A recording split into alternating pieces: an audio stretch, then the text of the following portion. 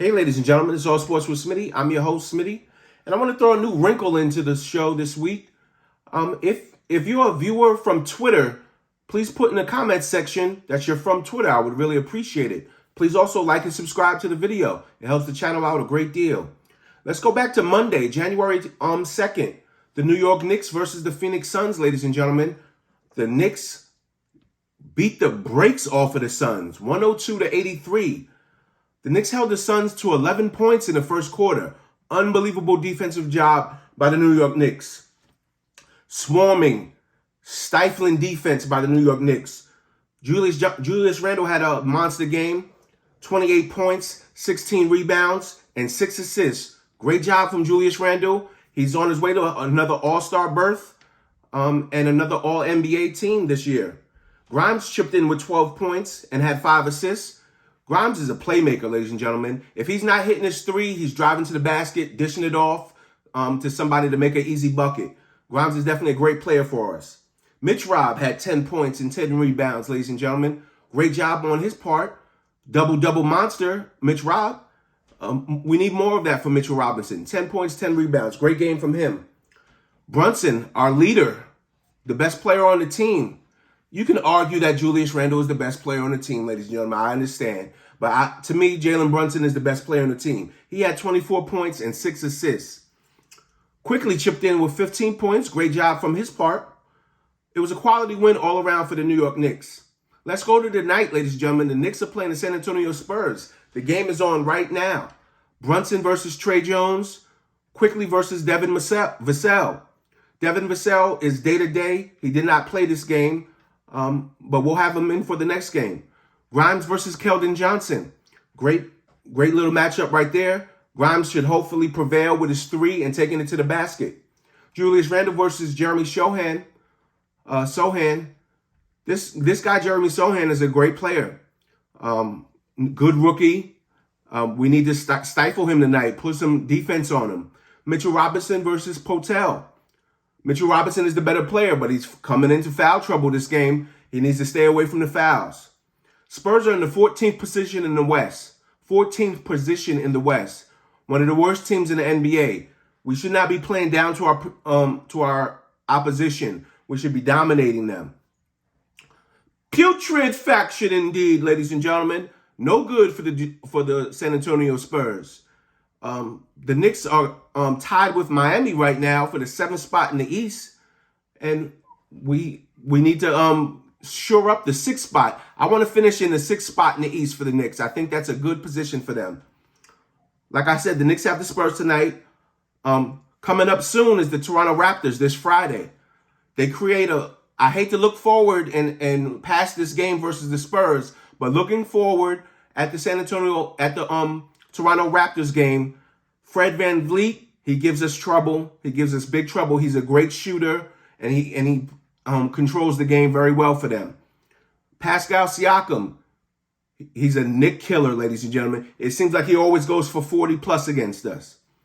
Scotty Barnes, upcoming young player for the Toronto Raptors, he does a great job.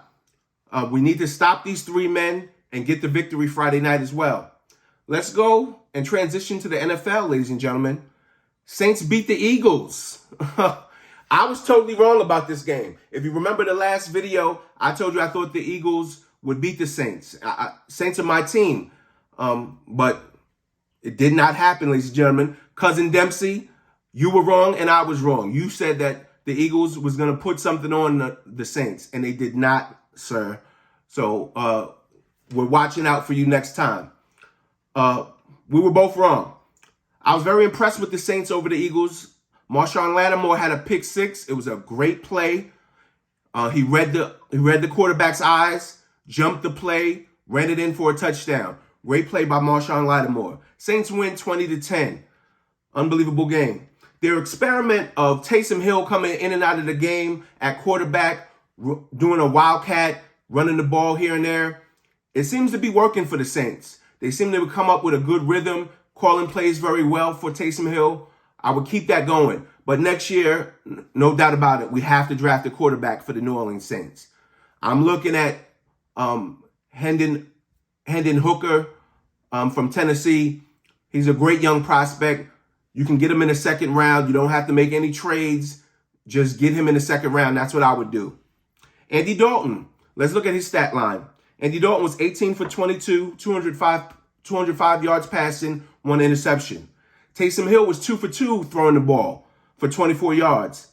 Alvin Kamara, the beast of the New Orleans Saints, the running back, he went for 16 attempts, 73 yards, and no touchdowns. They kept him out of the end zone, but they kept giving him the ball. He had 16 attempts. That was a good job on their part. Good play calling from the New Orleans Saints.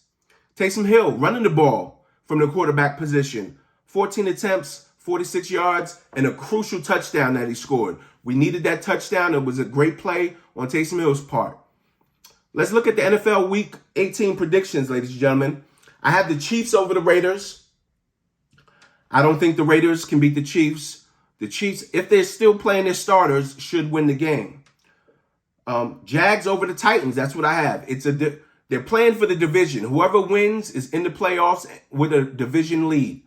Jags over the Titans. Bengals over the Ravens.